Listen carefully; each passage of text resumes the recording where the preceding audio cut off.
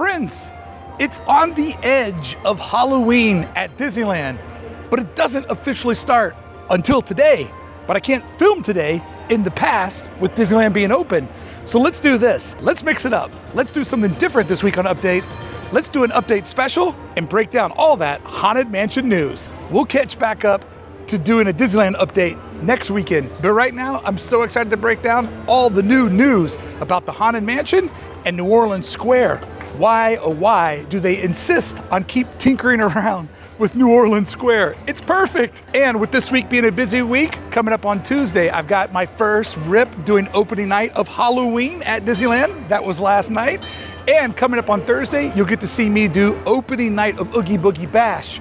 So today seems like a perfect day to break down all that new stuff happening at the Haunted Mansion. Good, bad, or indifferent. Let's go. Brickey here. What do you say? Let's break down all the breaking news about the Haunted Mansion. Today on an Update Special Report, we're going to break down all the breaking news about the Haunted Mansion. I can't wait to get into the details. All right, friends, definitely the big news of the week, the thing that nobody saw coming, but we should have, because this weekend is Destination D, which is sort of the halfway point to the next D23. D23 happens out here in Anaheim. Well, it has the last couple of years, but Destination D is a little half stop that they do in the middle. If you remember the last Destination D, that's when they announced they're going to not only be adding Mickey and Minnie's Runaway Railway to Disneyland, but also a newly reimagined, accessible to all Toontown. So knowing that Destination D was coming up this weekend, we should have expected something to drop, but nobody probably expected that it would be a bizarre extension to the Haunted Mansion. So let's break this down. What exactly are they doing to the Haunted Mansion? And what is my take as the designer amongst the Disneyland YouTubers? How do I see this improving or not improving the overall aesthetic of the park?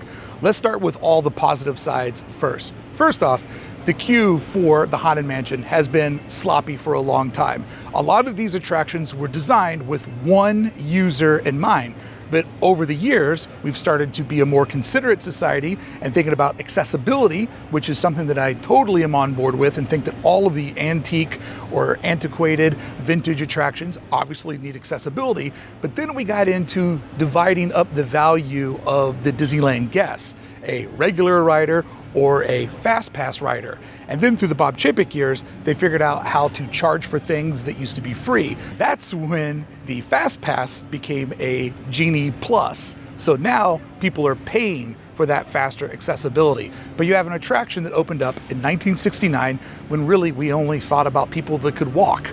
And now we're in a moment where there's different people with different needs, but also different customers with different values associated to them.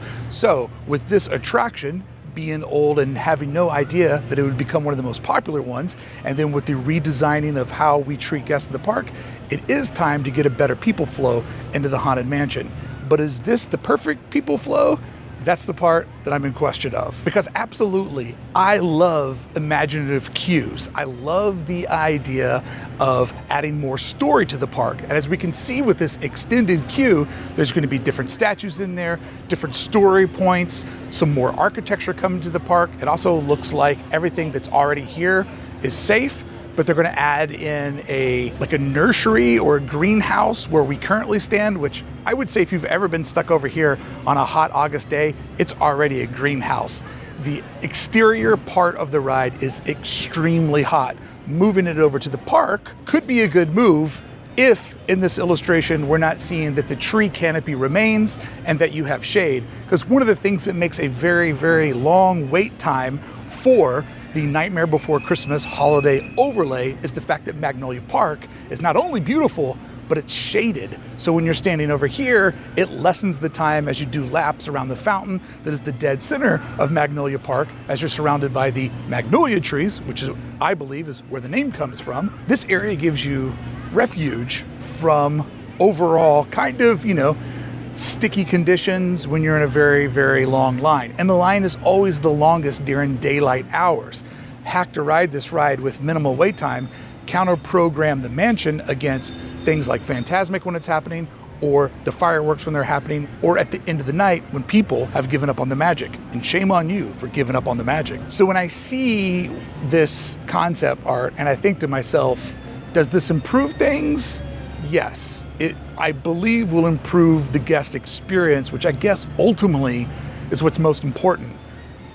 But I'm not overly excited about it, because Magnolia Park is one of those quiet little things that has always made Disneyland so special. And I never imagined that it would get cut into two. Extended queue on one side, food court on the other side. That part I'm a little bit bummed out about, and the constant editing of the most perfect land at Disneyland, New Orleans Square. Friends, I have to say, I know that some of you are excited, but I'm a little bit bummed out, because Magnolia Park has always been one of my absolute favorite spots in all of Disneyland. And I know that it's exciting when something new happens to the Haunted Mansion. I know that it'll probably be nice to have an extended queue for all those busy times. But this park was one of the special things that I think made New Orleans Square just one of the absolute best lands that Disney has ever designed. Not only inside of Disneyland, but across all the Disney parks that I've ever been to. And I've been fortunate enough to visit 7 different parks. Magnolia Park, a park inside of the park, is one of those little things that makes Disneyland feel more like a real little city and less like a corporate theme park. I love how it's centered, how it takes you over to the New Orleans Square train station, all of the vegetation and plants in here. Like, it's just absolutely perfect. And I guess I never kind of thought that this space would be chopped up into anything else, because it added such a perfect balance between the Haunted Mansion and where the quarter starts. So therefore, I just kind of thought that this would always be a free space. And I thought that this would be something that everybody, that's fine.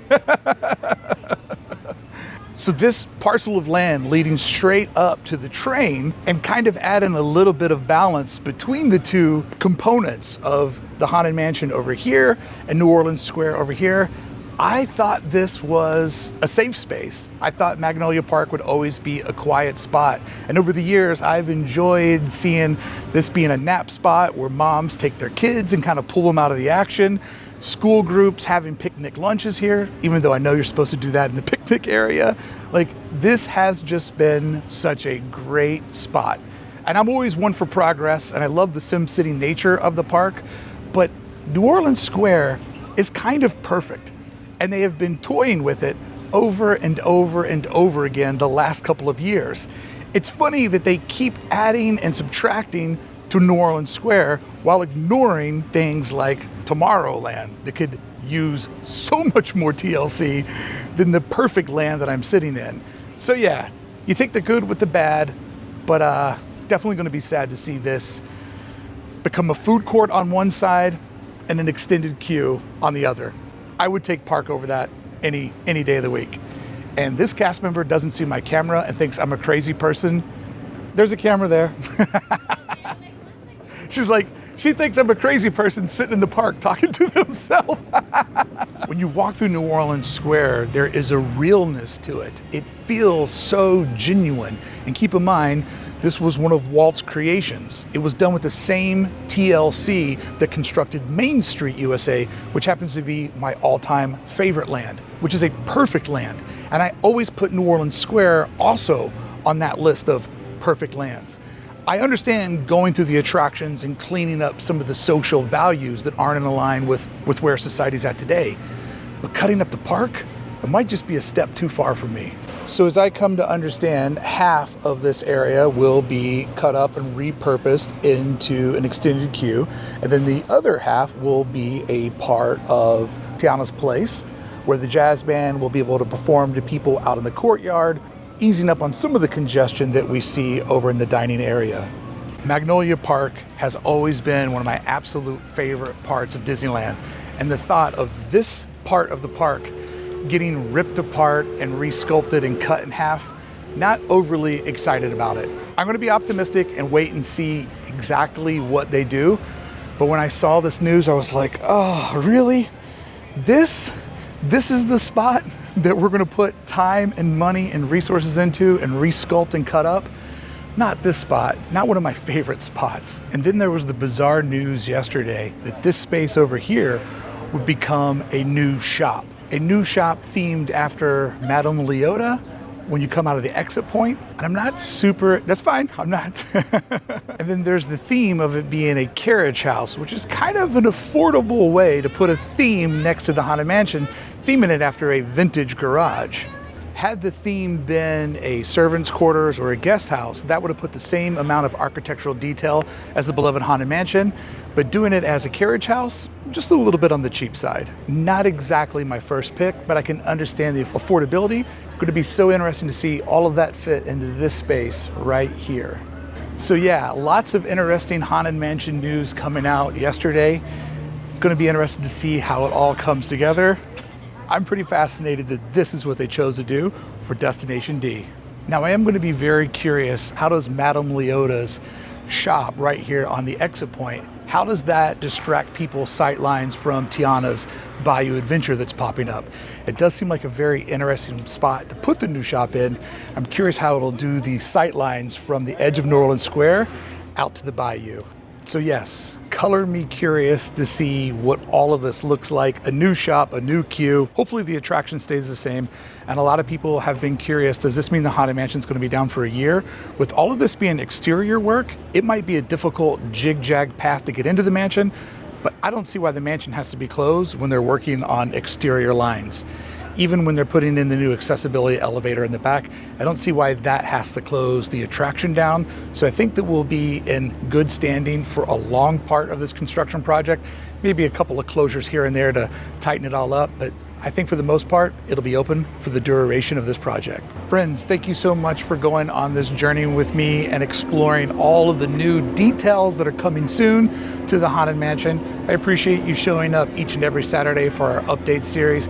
Next week, we'll resume to our usual schedule and we'll give you your update for Disneyland, but I just could not resist diving right into these details because I know coming up this week, I have my first Halloween rip coming to you on Tuesday, and then Thursday, my first visit to the opening night of Oogie Boogie Bash. So I just had to dive deep in this one right away. And don't forget to check out my playlist where I'm slowly telling you all the folklore, all the history, all the design stories of the Haunted Mansion. So this fits right into my wheelhouse. See what I did there?